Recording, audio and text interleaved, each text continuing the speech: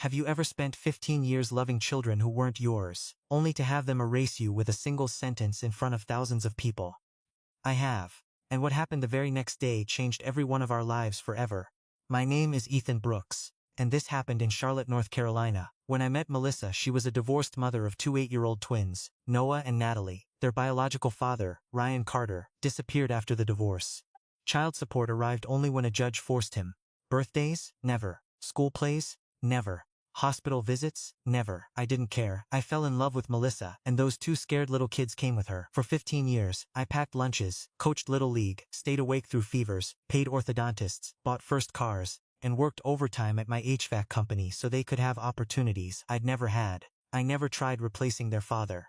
I simply became the man who never left, or so I believed. Then everything started changing during their senior year. Ryan suddenly reappeared. Not because he had changed, because social media made him look successful. Luxury rental cars, Donna Star suits, vacation photos. The twins were mesmerized. Melissa kept saying, "Give them time, they're curious. He's still their biological father." I agreed. I thought love built over 15 years couldn't disappear in a few months. I was wrong. Graduation day arrived on a warm June evening. Families filled the football stadium. Melissa squeezed my hand.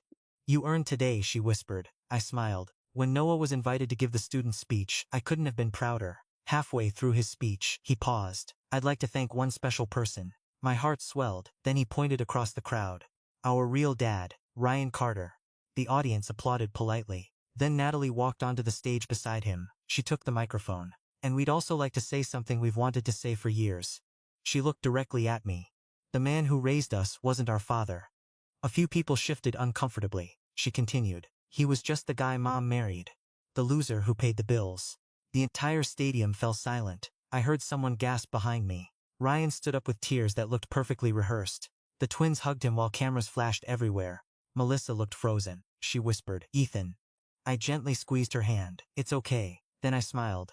Not because I wasn't hurt, because in that exact moment, I made a decision. The next morning I visited my attorney. For 5 years. I'd quietly built college accounts worth nearly $200,000. Every overtime shift, every canceled vacation, every bonus, every sacrifice. The accounts were legally mine. I had never transferred ownership. I simply intended to pay tuition directly when the time came. My lawyer asked one question. "Are you absolutely certain?" I nodded. "They publicly announced I wasn't their father." He closed the folder. "Then you owe them nothing." That afternoon I emptied every account. Not into my bank, into something far more meaningful, a scholarship foundation started by my late father. It provided full college tuition to children aging out of foster care, kids with no parents at all, kids who would have given anything to have someone show up at graduation. I signed the donation papers.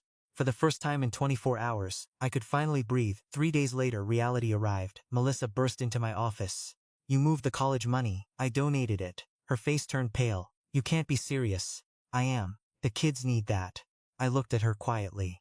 "They made it very clear yesterday. They were emotional.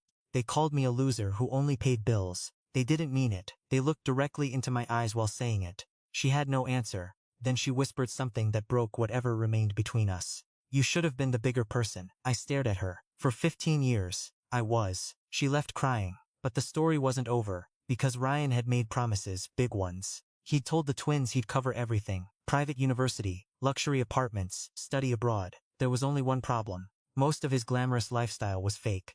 Leased cars, borrowed watches, credit card debt. Within 2 weeks, he admitted, he couldn't pay a single tuition bill. The twins were stunned. Melissa called me over 20 times. I didn't answer. Then came family day at church. I almost skipped it. Almost. After the service ended, Melissa hurried across the parking lot. Ryan was nowhere to be found. Neither were his expensive cars. She stopped in front of me as dozens of people watched. "Ethan, please." I stayed silent. "The kids know they made a mistake." Behind her stood Noah and Natalie. Neither could look me in the eye. Melissa's voice cracked. "Please give them the money back." I answered calmly. "I can't." "Why not?" "Because it already belongs to 42 foster kids." People nearby stopped talking. Melissa blinked. "What?" "The scholarship has already been awarded." Noah finally spoke. "You really gave it away?" "Yes." His voice shook. "You chose strangers over us." I looked at him sadly. "No. I chose children who never had someone willing to sacrifice for them." Silence. Then I added quietly, "You had that." Neither twin spoke. Weeks passed. Melissa filed for divorce. I didn't fight it. The house was sold peacefully. We divided everything fairly. I wished her well. 6 months later, I attended the scholarship banquet. 42 students stood together wearing navy blazers. One young woman approached me. "My name is Grace." She hugged me tightly. "Because of your donation. I'm the first person in my family to go to college." I couldn't speak. Then another student thanked me. Then another. By the end of the evening, I realized something. My 15 years of sacrifice hadn't disappeared. It had simply found people who understood its value. A year later, I received a handwritten letter. It was from Noah. It read, "Dad, I know I no longer deserve to call you that, but it's the only word that feels honest now."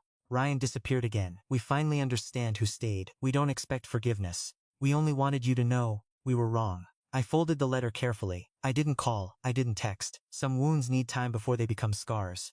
But I smiled. Not because revenge had won, because peace finally had. Sometimes the greatest victory isn't making people suffer. It's refusing to let their betrayal destroy the person you worked so hard to become. And that's exactly what I chose. If you enjoyed this story, don't forget to like this video, subscribe to the channel, and share your thoughts in the comments below.